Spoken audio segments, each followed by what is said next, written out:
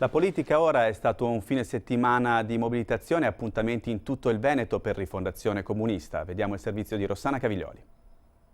Si chiama Facciamo come in Francia, è la nuova campagna lanciata a livello nazionale da Rifondazione Comunista per ribadire il diritto dei lavoratori a un sistema pensionistico equo, salari adeguati e tutele sociali. In Francia la proposta di alzare l'età pensionabile ha provocato mesi di scioperi e manifestazioni.